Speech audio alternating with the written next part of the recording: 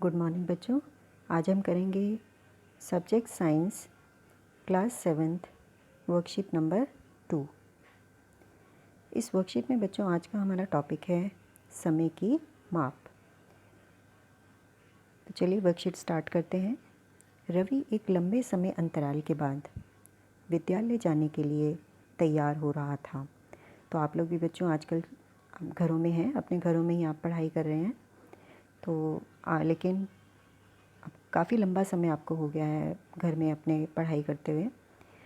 लेकिन बच्चों कोई तो समय ऐसा आएगा जब आपके विद्यालय खुलेंगे, तो आप भी बहुत लंबे समय के बाद विद्यालय जाएंगे। तो जब आप तैयार होंगे तो आप जो है समय का ज़रूर ध्यान रखेंगे, क्योंकि विद्यालय हमेशा समय पर पहुंचना होता है। उसके लिए आप क्या करेंगे, बार बार घड़ी देखते हैं। तो रवि की नज़र भी बच्चों इसी तरीके से बार बार दीवार घड़ी पर जा रही थी। वो इसलिए जा रही थी कि कहीं वो लेट ना हो जाए। तो अब रवि दीवार घड़ी में, ये देखिए यहाँ पर ये प्रश्न लिखा हुआ है आपका कि रवि बार बार दीवार घड़ी में क्या देख रहा था। तो रवि बार बार दीवार घड़ी में क्या देख रहा था बच्चों? रवि दीवार घड़ी में समय तो देखेगा। तो रवि दीवार घड़ी में समय देख रहा था। और है अगला क्वेश्चन आपका है यहाँ पर, यहाँ देखिए, रवि और किस तरह से समय का पता लगा सकता था। तो रवि जो है वो और कौन सा तरीका था? तो रवि सूर्य की दिशा से, सूर्य की दिशा से या अपनी छाया की लंबाई से, छाया की लंबाई या सूर्य की दिशा, इन दोनों से रवि जो है अपने समय का पता लगा सकता था। अगर उसके पास घड़ी ना होती तो ये तरीके हैं जिससे हम अपनी जो है समय का पता लगा सकते हैं कि समय क्या है। अब इसके बाद आगे देखेंगे बच्चों, प्रकृति में बहुत सी घटनाएं, ये देखिए, प्रकृति में बहुत सी घटनाएं निश्चित अंतरालों के पश्चात स्वयं को दोहराती हैं। उदाहरण के लिए एक दिन, एक माह और एक साल, ये सभी समय के निश्चित अंतराल को दर्शाते हैं। इसका मतलब क्या है बच्चों? इसमें ये लिखा हुआ है प्रकृति में बहुत सी घटनाएं ऐसी होती हैं। इसमें कुछ घटनाओं के उदाहरण दिए हुए हैं, जैसे कि एक दिन है। तो एक दिन कितने टाइम के बाद रिपीट होता है? पूरा दिन जो है वो 24 घंटे के बाद, 24 घंटे के बाद एक दिन जो है हमारा रिपीट होता है। उसके बाद है एक माह। एक माह यानी एक महीना। एक महीना कितने दिन के बाद रिपीट होता है? 30 दिन के बाद। ठीक है। एक साल, एक साल कितने दिन के बाद, कितने टाइम के बाद रिपीट होता है? तो एक दिन जो एक साल है वो हमारा 365 दिन के बाद, 365 या 366 दिन के बाद रिपीट होता है। तो इस तरह से बच्चों ये सारी जो घटनाएं आपको उदाहरण दिए हुए हैं, ये सारी घटनाएं वो हैं जो कि एक निश्चित समय के बाद अपने आप को रिपीट करती हैं। तो ये सारी जो घटनाएं हैं जो कि एक निश्चित समय के बाद अपने आप को रिपीट करती हैं, तो ये सब उनके उदाहरण आपको दिए हुए हैं। अब इसी से रिलेटेड बच्चों यहाँ पर ये क्वेश्चन आपको दिया गया है। ये क्वेश्चन सब बच्चे देखेंगे।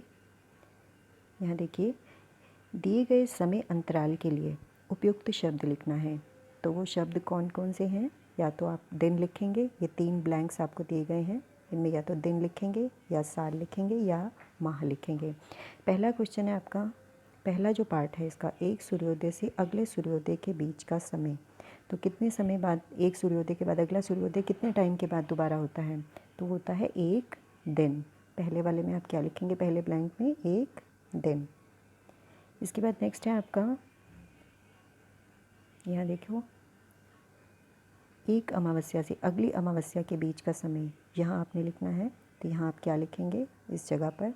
यहाँ आप लिखेंगे एक अमावस्या के बाद अगली अमावस्या कितनी देर के बाद आती है? एक माह के बाद। तो सेकेंड वाले में आप क्या लिखेंगे? एक माह। उसके बाद है थर्ड, सूर्य की एक परिक्रमा पूरा करने में पृथ्वी द्वारा लिया गया समय। तो आपको ये पता है कि पृथ्वी जो है वो सूर्य के चारों तरफ परिक्रमा करती है। जैसे ये पृथ्वी है तो वो सूर्य के चारों तरफ,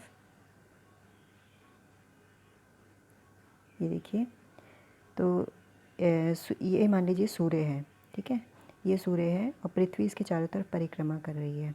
तो पृथ्वी इसके चारों तरफ जो परिक्रमा, ये इस तरीके से करते करते ये पृथ्वी का एक चक्कर पूरा हो गया। यहाँ पर, यहाँ से पृथ्वी ने चलना शुरू किया और सूर्य के चारों तरफ ये चक्कर लगा रही है, और एक चक्कर पूरा करने में इसको कितना समय लगता है? एक साल, एक पूरा साल लगता है, 365 दिन लगते हैं।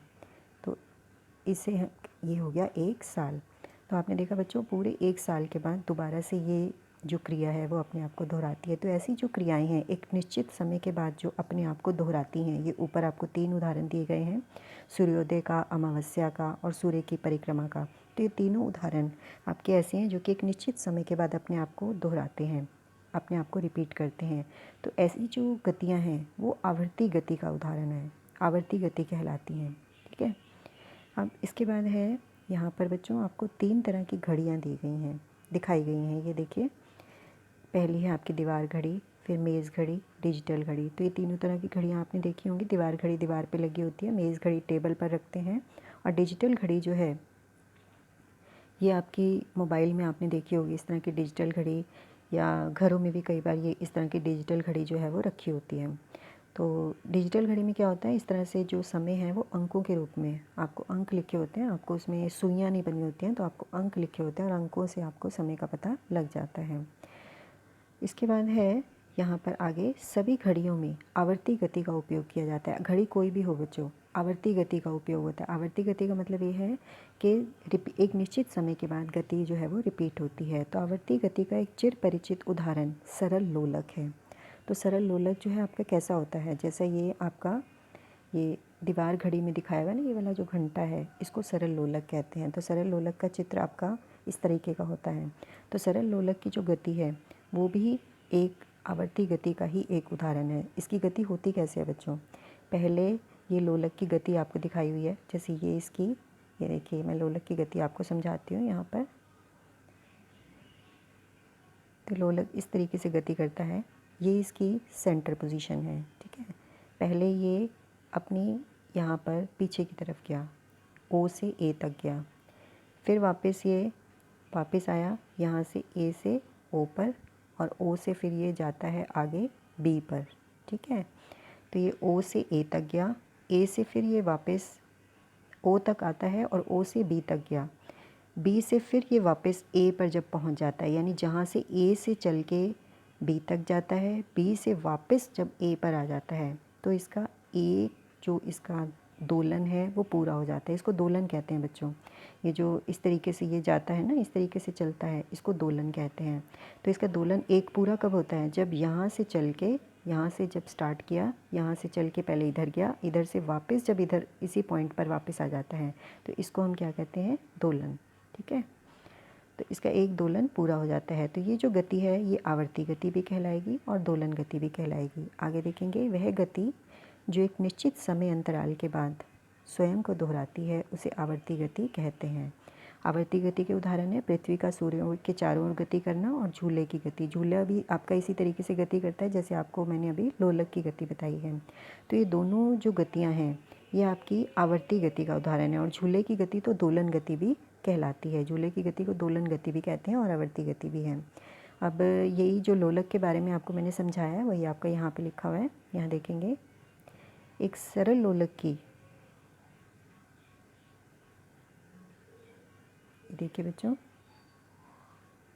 एक सरल लोलक की मध्य बिंदु से इधर उधर की गति आवर्ती गति या दोलन गति इसका उदाहरण है। ये जो लोलक की गति है ये आवर्ती, अभी ऊपर मैंने आपको बताया है कि आवर्ती गति भी है लोलक की गति और दोलन गति भी है। और जब सरल लोलक का गोलक एक चरम स्थिति ए से दूसरी चरम स्थिति बी पर तथा वापस बी से ए पर आ जाता है तो एक दोलन कहलाता है। तो यहाँ देखिए, एक दोलन मैंने आपको समझाया था कि एक दोलन कैसे पूरा होता है।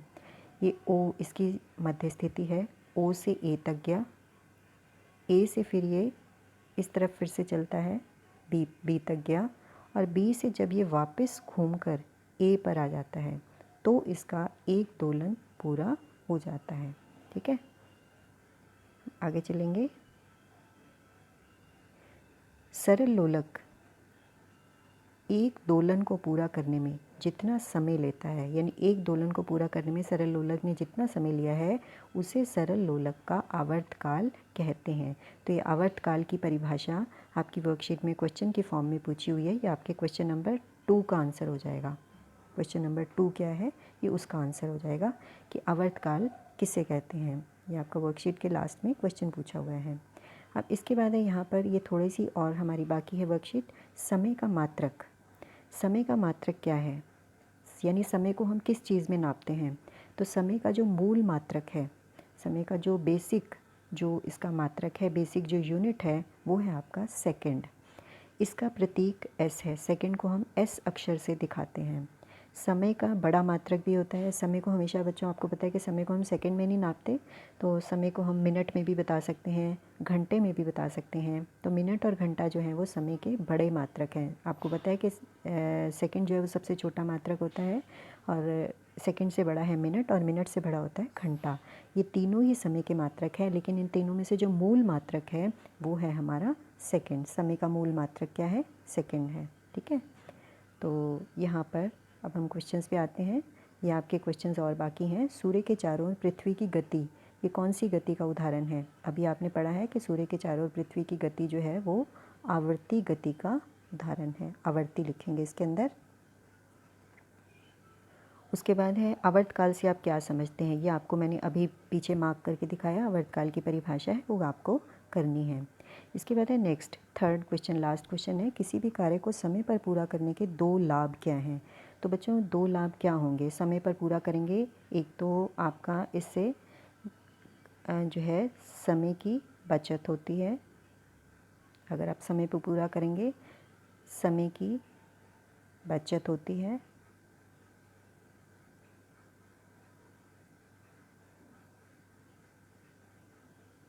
पहला लाभ हो गया।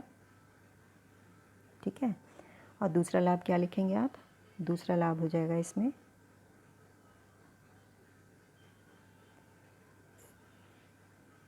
कि बचे हुए समय में,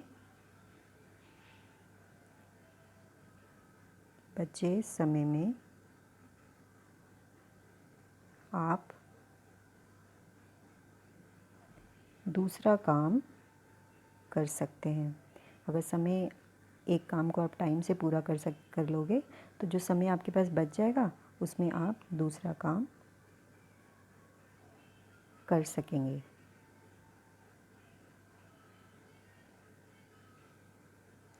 तो इस तरह से बच्चों ये 2 लाभ आपको लिखने थे, तो ये दोनों लाभ आपके हो जाएंगे।